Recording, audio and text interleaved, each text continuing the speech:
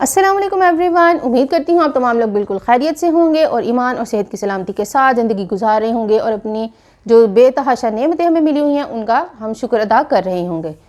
आज की जो वीडियो है वो पिछली ही वीडियो का पार्ट 2 है। जैसे कि मैंने बताया था कि मैं फ़िज़िकल और स्पिरिचुअल आपको बताऊँगी कि किस तरीके से हम अपने आप को रेडी कर सकते हैं।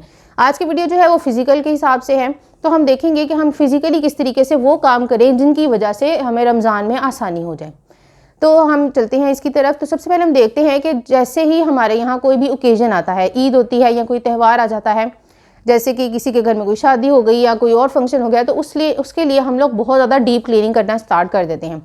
और ये हमारे ही यहाँ नहीं, हर जगह मोस्टली यही होता है कि जब भी कोई ऐसा इवेंट आता है बड़ा, तो हम उसके लिए अपने घरों को साफ़ करने की कोशिश करते हैं। कोई ऐसी क्लीनिंग जो हम पहले रोज़मर्रा में नहीं कर रहे होते वो भी हम इन दिनों में कर देते हैं, ताकि हमारा घर जो है वो इवेंट वाले दिन बहुत ज़्यादा साफ़ सुथरा हो और मेहमान आए तो हमें किसी किस्म की शर्मिंदगी ना हो। तो उसके लिए ये है कि हम लोग जो है वो अपनी डीप क्लीनिंग स्टार्ट करते हैं रमज़ान के आखिरी दिनों में, जबकि आखिरी ताकि जब वो इवेंट आए, जैसे यानी कि ईद आए, तो हमारा घर साफ़ सुथरा हो। जबकि रमज़ान का आखिरी जो अशरा है, आखिरी 10 दिन है, वो तो इस कदर फजीलत वाले हैं कि उसमें तो हमें अपनी इबादत के अलावा कोई और एक्स्ट्रा काम करना ही नहीं चाहिए। यानी इबादत करें और अपने घर का जो खाना पीना नॉर्मल रूटीन का काम है, उसके अलावा हमें कोशिश करनी चाहिए कि हम ऐसे काम ना करें जिसमें हमारा टाइम वेस्ट हो रहा हो। और बल्कि जब हम कोई काम कर भी रहे हैं तो उसमें हमें कोशिश करनी चाहिए कि हम उसमें कोई ना कोई अस्कार करते रहें, कोई सूरत पढ़ लें या कोई जिक्र, कोई सूरत सुन लें, या फिर हम कोई पॉडकास्ट सुन लें, ताकि हमें उस टाइम का भी सवाब मिलता रहे। तो उसके लिए बेहतर ये है कि अभी से हम अपनी डीप क्लीनिंग स्टार्ट कर लें, और उससे ये होगा कि एक तो हमें बहुत ज़्यादा हमारे ऊपर बर्डन नहीं पड़ेगा। हमारे पास पूरा 1 महीना है रमज़ान स्टार्ट होने में। हम अभी से अगर अपने घर के एक एक कमरे की या एक एक ड्रॉअर की सफाई भी करनी शुरू करें, हम अगर अपनी किसी वर्कर से भी करवा रहे हैं तो जाहिर है हमें उसके लिए भी अपना टाइम जो है उसको एक साइड पर रखना पड़ता है। हमें उसके पास खड़े होकर उसको बताना पड़ता है कि आप किस तरीके से काम करो।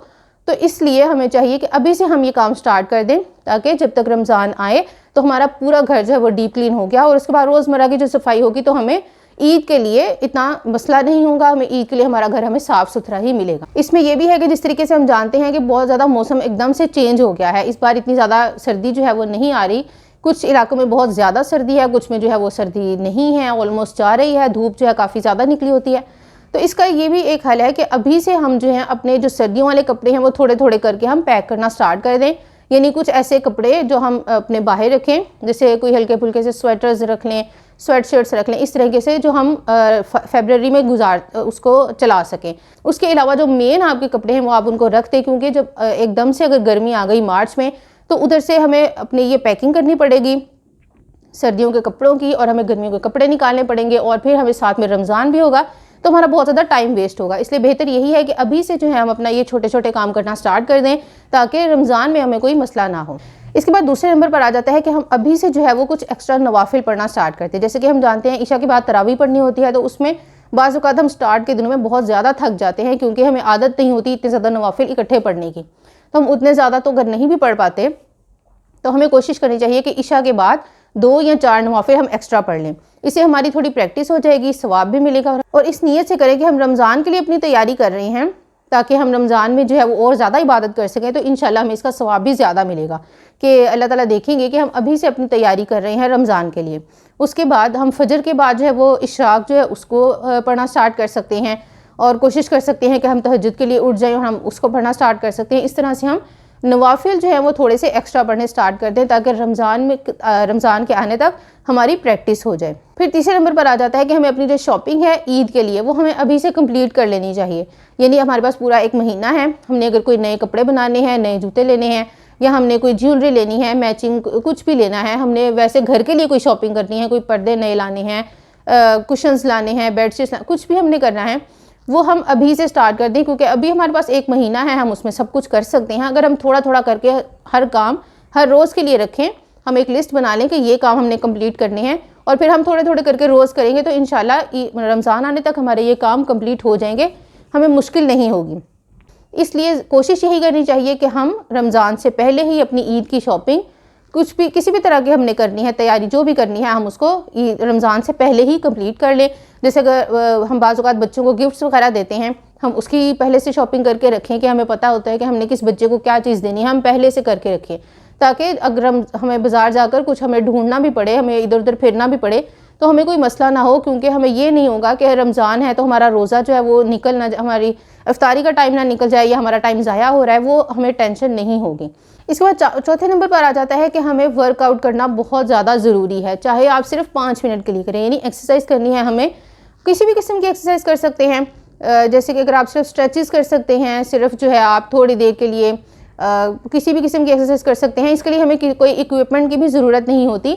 आप इंटरनेट पर खोलें और आप 5 मिनट के लिए, 2 मिनट के लिए, 3 मिनट के लिए आपको डिफरेंट तरह की एक्सरसाइजेस मिल जाएंगी, आप वो करना स्टार्ट कर दें। इसका ये फ़ायदा होगा कि हमारा जिस्म जो है वो थोड़ा सा आदी होगा हिलने जुलने का। बाज़ औक़ात ऐसे होता है कि अगर हम घर में हैं तो हम बहुत ज़्यादा कोई काम अगर नहीं कर रहे, या फिर अगर हम ऑफिस में हैं तो हम एक ही डेस्क पर बैठे हुए हैं, काम कर रहे हैं, या हम स्टूडेंट हैं तो एक ही जगह पर बैठ कर पढ़ रहे हैं, तो हमारी बॉडी जो है वो मूव नहीं हो रही होती, जिसकी वजह से काफ़ी ज़्यादा मसले हो जाते हैं। क्योंकि आपने अक्सर देखा होगा कि जो लोग अपनी बॉडी को बहुत ज़्यादा मूव नहीं करते उनको ही ज़्यादा मसाइल होते हैं, जैसे कि जोड़ों का या हड्डियों का, इस तरीके से डिफरेंट मसाइल हो जाते हैं जैसे जैसे एज ज़्यादा होती जाती है। तो अगर हम स्टार्टिंग एज से ही अपने, यानी टीनेजर हैं या फिर हम 20s में हैं, 30s में हैं, जिस भी एज में हैं, हमें अपनी वर्कआउट को स्टार्ट कर देना चाहिए, चाहे हम सिर्फ 5 मिनट के लिए ही क्यों ना करें। और इससे ये भी होगा कि अभी से हम करना स्टार्ट करेंगे तो रमज़ान में हम उसको कंटिन्यू रख सकेंगे। हम एकदम रमज़ान में स्टार्ट करेंगे तो बहुत ज़्यादा मुश्किल हो जाएगी। और रमज़ान में करना इसलिए ज़्यादा ज़रूरी है क्योंकि हमारे यहाँ तो ऑयली फूड चलता है।